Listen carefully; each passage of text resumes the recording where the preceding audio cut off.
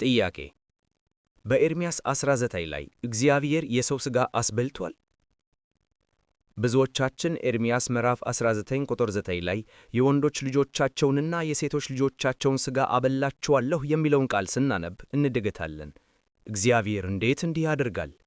የዚህ ቃል ትክክለኛ ትርጉምና ታሪካዊ ዳራ ምን ይመስላል? መልሱን በአራት ነጥቦች እንመልከት።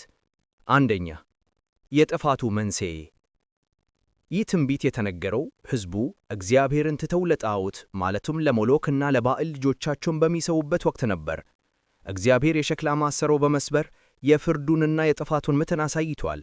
ለጣዖት ሲሉ ልጆቻቸውን በእሳት የሰዉ ልጆች በኋላ በረሃብ ምክንያት እነዚያኑ ልጆቻቸውን እንዲበሉ ተፈረደባቸው። ሁለተኛ፣ አበላቸዋለሁ ማለት ምን ማለት ነው? እግዚአብሔር ይህን ሲናገር አፋፋቸውን ይዞ በግድ ያጉርሳቸዋል ማለት አይደለም። ነገሩ እንዲህ ነው። በጠላት ወይም በባቢሎናውያን በሚደረግ ከበባ ጊዜ ከባድ ረሃብ ይፈጠራል። ረሃቡ ምን ያህል እንደሚተና ሲያሳይ ተፈጥሯዊው የእናትና አባት ፍቅር ጠፍቶ ልጆቻቸውን ወደ መብላት ለሚደርሱበት ጨካኝ ሁኔታ እንደሚፈጠር መናገሩ ነው።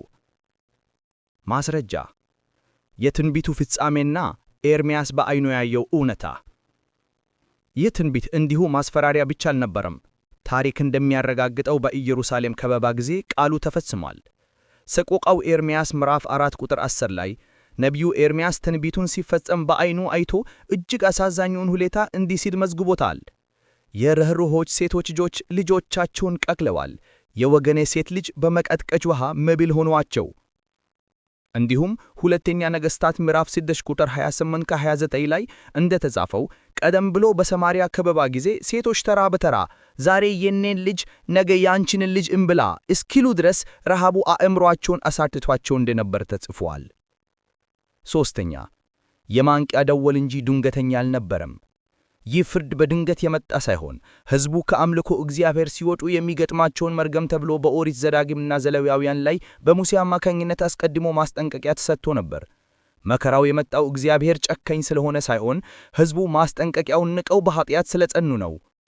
ማስረጃውም ኦሪት ዘሌዋውያን ምዕራፍ 26 ቁጥር 29 ላይ የወንዶች ልጆቻችሁም ሥጋ ትበላላችሁ፣ የሴቶች ልጆቻችሁንም ሥጋ ትበላላችሁ ተብሎ ተጽፏል።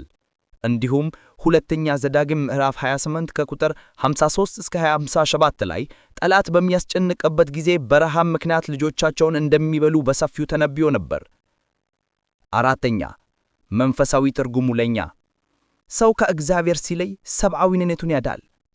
አባቶች ይህንን ክፍል ሲተረጉሙት ሰው ከእግዚአብሔር ቃል ሲርቅ በመንፈሳዊ ረሃብ ይመታል።